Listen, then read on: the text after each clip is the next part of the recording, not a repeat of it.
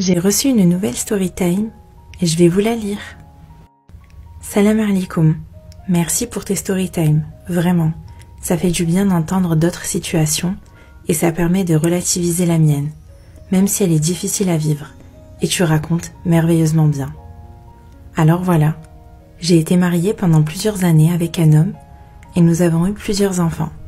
Pour des raisons que je ne souhaite pas citer, nous avons divorcé et je m'en suis bien remise. Et les enfants aussi. Je suis restée seule 1 an et demi et n'avais pas forcément envie de rencontrer quelqu'un. Mais le destin en a décidé autrement. J'ai rencontré un homme qui n'a pas la même nationalité que moi. Au départ, c'était un flirt et je ne pensais vraiment pas que nous ferions quelque chose de sérieux ensemble. Mais assez vite, nous nous sommes rendus compte que les sentiments augmentaient. Cet homme n'a pas d'enfant et m'affirmait, me jurait, ne pouvait pas en vouloir et moi je ne pouvais plus en faire, donc ça me convenait. Mais j'avais toujours ce doute, je trouvais bizarre qu'un musulman ne veuille pas d'enfant. Étant moi-même musulmane, nous avons fait le mariage religieux et nous avons fait notre petite vie tranquille.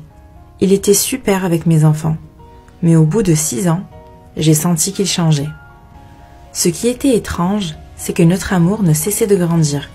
Notre complicité, nous nous disputions jamais, intimement c'était top. Vraiment, entre nous c'était incroyable. Mais je sentais un stress et tristesse de sa part. Et un jour, il a fini par me parler. Il m'a dit que sa maman au bled vieillissait et qu'elle n'arrivait plus à s'occuper de toutes les tâches ménagères et qu'elle insistait pour qu'il ait des enfants. Qu'elle ne ressent qu'il ait des enfants. Elle lui a dit « Prends une deuxième femme, laisse-la au bled avec moi et continuez votre vie. » J'étais anéantie. Il en était hors de question. Pour moi, partager l'amour de ma vie n'était pas possible. Mais ils m'ont harcelé avec ça pendant 1 an. Il m'a dit « Écoute, ma mère a trouvé une orpheline, elle est très pauvre et vraiment pas belle. Je ne vais jamais l'aimer, mais elle sera bien pour ma mère. Je lui fais 2 enfants, et voilà. » J'ai refusé, encore et encore. Je maigrissais, je pleurais, et moi qui suis si forte dans la vie, je me voyais comme une moins que rien. Étant croyante, j'ai pris cela comme une épreuve, et je sais ce que c'est, un droit pour l'homme musulman.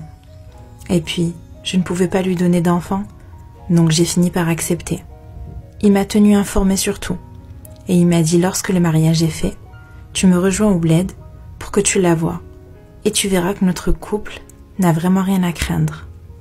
Il faut savoir que j'ai un instinct très développé, et en un regard, je sais si une personne est bonne ou mauvaise. Je me suis rendue au bled et je l'ai vue. Et là, le choc. En effet, elle n'était vraiment pas jolie. Mais j'ai vu dans ses yeux qu'elle allait nous pourrir la vie et tout faire pour me sortir de la vie de mon mari. J'en ai parlé à mon mari. Je lui ai dit cette femme a 2 visages. Elle est très mauvaise et va nous pourrir la vie. Il s'est énervé et m'a dit « Ne commence pas à être jalouse. Cette femme ne ferait pas de mal à une mouche, etc. » J'ai senti qu'il avait changé envers moi et qu'il la défendait beaucoup. Le temps a passé et plus rien n'allait. Nous nous disputions tout le temps. Il devenait même distant. Je sentais que notre couple n'allait pas survivre et je pense qu'il l'a senti aussi. Un jour, nous avons discuté. Il m'a dit qu'il m'aimait toujours autant et que c'était dur pour lui de coucher avec une autre, qu'il n'aimait pas et qu'il trouvait vraiment pas belle. Il m'a dit cette fille, j'arrive pas, mais ma mère l'aime. Au moins, depuis ce mariage, mon mari avait l'air très énervé et tendu, mais pas envers moi. Après insistance, il a fini par me parler et me dire que j'avais raison. Elle avait 2 visages. Elle était bizarre, parlait toute seule, avait un regard mauvais, et que sa maman s'en était rendue compte. Et le pire, elle lui avait volé beaucoup d'argent. Il a pris la décision de la quitter et de divorcer. J'avoue avoir été vraiment heureuse, mais ça n'a pas duré longtemps. Elle m'harcelait d'appels, de messages, je ne répondais pas, jusqu'au jour où elle est allée trop loin. Elle a porté plainte contre mon mari et m'a inclus dedans. J'ai donc pris la décision et j'ai pris la parole envers elle, mais également contre elle envers la justice. Il était temps qu'elle voie que je n'étais pas une pauvre Française stupide, sans cerveau, et cela a marché. Elle a arrêté et depuis nous nous entendons plus parler d'elle, et les gens au bled ont vu son vrai visage. elle a été prise à son propre piège. Mais voilà, le bonheur a été de courte durée. Quelques semaines après, il était toujours sûr de divorcer et avait lancé la procédure. Donc elle, c'était réglé. Mais il me fit, tu sais, je veux toujours des enfants et quelqu'un qui s'occupe de ma mère. Et là, mon cœur s'est serré. Je lui ai dit, qu'est-ce que tu me racontes? Ne me dis pas que tu vas encore te marier avec une autre. Ne me dis pas que tu vas encore me faire vivre ce cauchemar, cette humiliation. Et là, il me dit, si, je ne peux pas rester comme ça. J'ai senti une haine monter en moi. Comment pouvait-il dire m'aimer plus que tout, être l'amour de sa vie, et ne jamais pouvoir trouver une meilleure femme que moi, et me demander de vivre encore ça? J'ai pété un plomb, et je l'ai quitté. Cela fait quelques mois maintenant que nous sommes séparés, mais pas divorcés. Parfois nous restons un mois sans nous parler, et parfois on craque et on se revoit. Il est divorcé de l'autre, et ne s'est pas encore remarié. Il a pris 10 ans physiquement, tellement il est mal, et moi aussi. Je suis totalement perdue. Je ne vois pas ma vie sans lui. Je l'aime toujours autant. Notre vie d'avant me manque, mais je me sens incapable de revivre ça, de le partager à nouveau. En islam, la femme doit supporter beaucoup, et Dieu n'impose aucune charge supérieure à nos capacités. Mais là, je n'ai pas la force. Je ne connais pas notre mektoub.